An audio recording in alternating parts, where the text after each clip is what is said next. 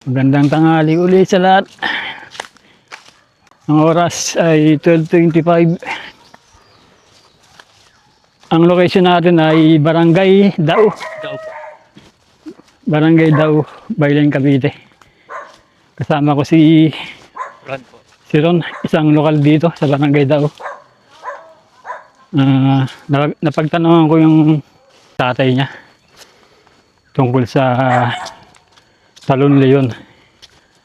Medyo malayo pa raw dito yung Talon Leon, pero may nabanggit sa akin dito na isang ilog din na paliguan nila dito sa barangay. Nakatagong ilog dito sa Barangay Dao, Baylen, Cavite, na kung tawagin daw nila ay Tapatan. Meron daw dito maliit na falls. Yung purpose kasi ng vlog natin ay ipakita sa inyo yung mga nakatago na magagandang kalikasan dito sa probinsya ng Cavite. At ito nga, sa bayan ng Baylen, meron naman tayong tagpuan, napagtanungan. Sa tulong ng mga lokal ay tinuturo nila yung mga magagandang kalikasan.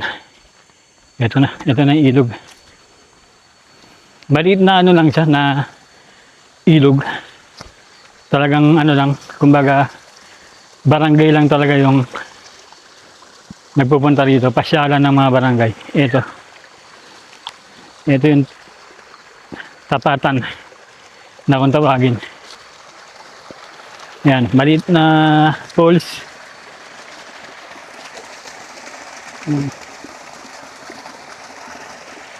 Malalim to. Ito na, malalim daw to. Kung nakikita nyo, ang kalat lang dito, yung mga galing sa kalikasan, yung mga nalalaglag na ito yung dahon. Yun lang makikita yung kalat dito. Pero yung kalat na mga balat ng chichirya, mga mineral water, wala kayo nakikita ang ganun dito. Ang kalat lang dito, yung kalat ng kalikasan, kung tawagin, kalat ng kalikasan. Malalim tong area nito. Ito daw, kapag ka-summer daw, linilinis nila yan. Tinatanggal yung mga dahon na yan para maging malinis. Dito daw sila naglalangoy pag summer. Pero pag ganitong nag-uulan na kasi, ilang araw na nag-uulan dito sa Cavite, medyo napabayaan na, hindi na nalinis. Pero ang kalat na yan, inuulit ko, ang kalat na yan ay hindi kalat ng mga tao, kalat ng kalikasan yan. Yan, wala kayong makikita ng mga dito. Tulad ng mga ilog na napupunta natin, may mga mineral water, balad ng chichirya, wala rito yan. Yan, ang ganito yung ilog. Paliguan din yan. Ano to, maganda to yung magpipiknik kayo, pamilya. Dito kayo, ang ganda ng lugar na to. Simple lang siya. Simpleng ganda ng kalikasan na dito lang natin makikita sa probinsya ng Cavite. Dito sa bayan ng Baylen, talagang napakaraming magaganda dito. At salamat sa pamilya ni Ron, yung tatay niya, yung nagpaunlak sa atin na makita to para maipakita sa inyo. Ayun. Ito yung Talon o falls. Sa kung tawagin ay Tapatan. Tapatan o Tapatan. Sabi ng tatay niya, dito na daw sa pinanganak ng tatay niya. Simula pagkabata, dito na sila naliligo. Napakaganda nito, ang linis nito. Ang linis ng tubig. Pakita ko sa inyo yung quality ng tubig. Baba ko ron. Para makita niyo yung quality ng tubig. Ito. Pwede maglangoy dito, malalim dito. Ayan. Dito ang ganda tignan pag nandito ka. Di ba? So, tingnan niyo yung quality ng tubig.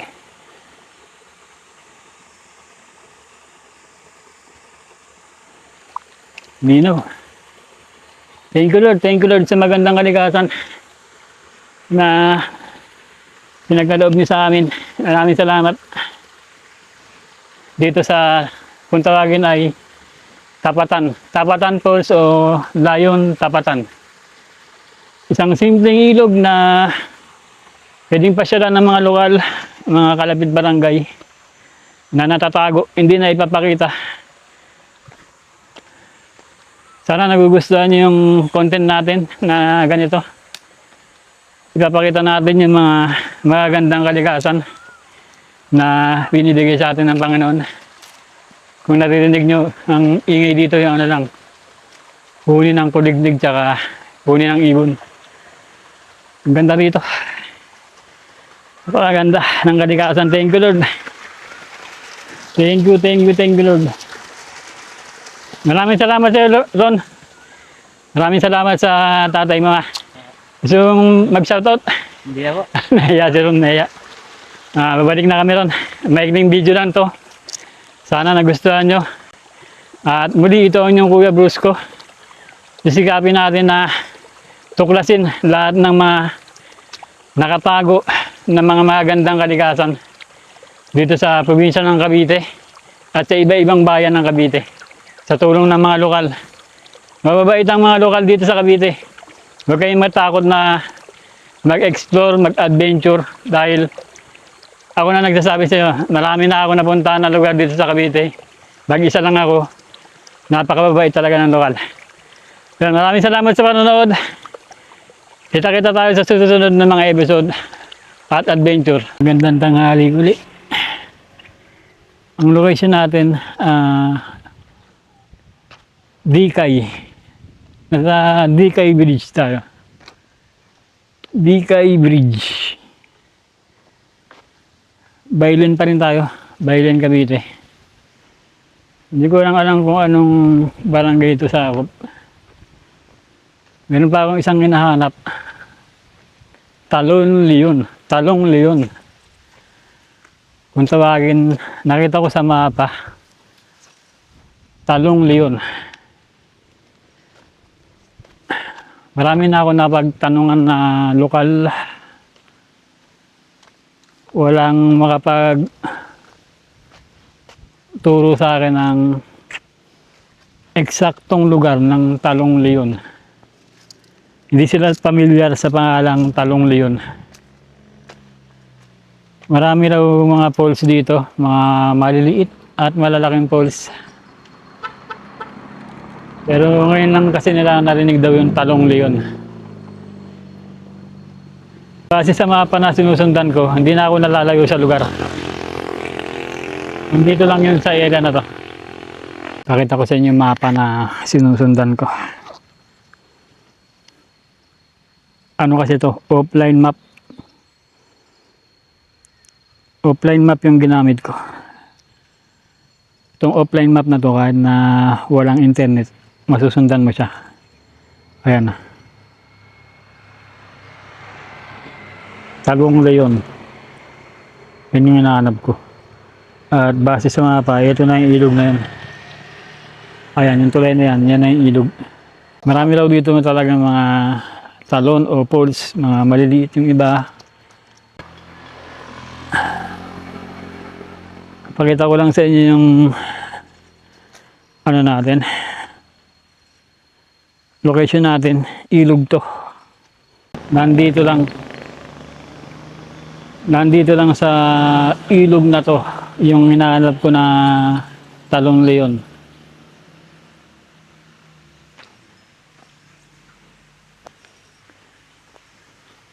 May narinig ako dito ng lagaslas dun sa baba. Subukan nating tignan. May baba naman dito. Subukan natin babain. Bigo kasi tayong hanapin yung Talong Leon. Walang lokal na makapagturo sa atin. Siguro hindi lang tayo sinerte ngayon. Baka next time makakatagpo tayo ng lokal na maaaring magturo sa atin. O baka naman yun na yung hinahanap natin. Iba lang yung pangalan na nakagis na nila. Bayin natin tong ilog dito. May narinig akong lagaslas. Tabi-tabi po. Tabi-tabi po. Makikitaan lang po. Tabi po. Tabi po. Lapit na tayo. Lapit lang naman to. Diyan lang sa ilalim ng tulay. Ito na yung narinig natin mga sa baba.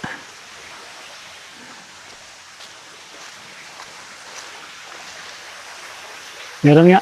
Ayan. Meron pulse dito.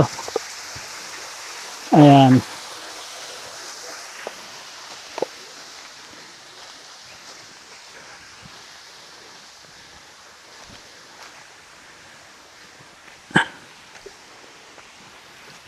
Ganda rin ang ilog dito. Tabi-tabi po. Hindi na siya napupuntahan. Dahil marami ng sapot. Ganda. Yan. Yan yung pulse niya. Hindi lang tayo makababa doon sa baba. Dahil malalim yan. Wala tayong kasama dito. Ayan, yung pulse. Natakpan siya ng bato eh. Kung tatanggalin yung bato na yan, kitang-kita yung pulse mula dito. Subukan na lang natin pababain yung stick para maabot ng video.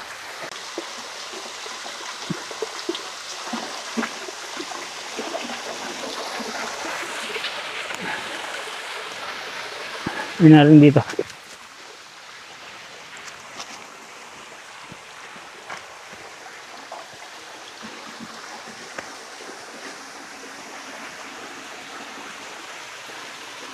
Yun yung pulse.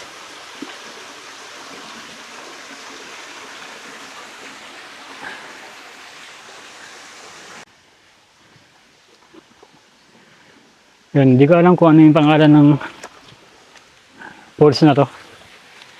Nakita natin dito. Wala tayong mapagtanungan dito na lokal. Sa ilalim na siya ng tulay.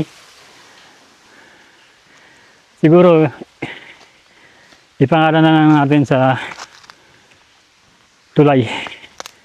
Yung pangalan ng tulay, yun na lang ang gamitin natin pangalan ng pulse na to.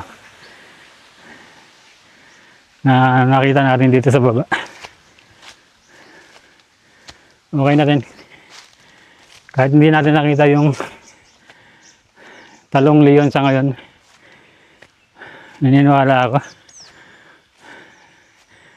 Makikita at makikita rin natin yan sa tamang panahon. Ito na tayo sa taas.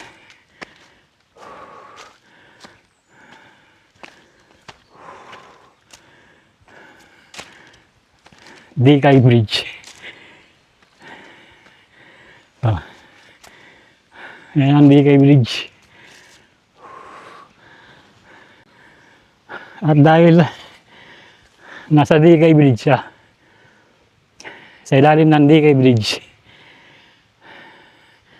tawaganin natin siyang Talon Dikay.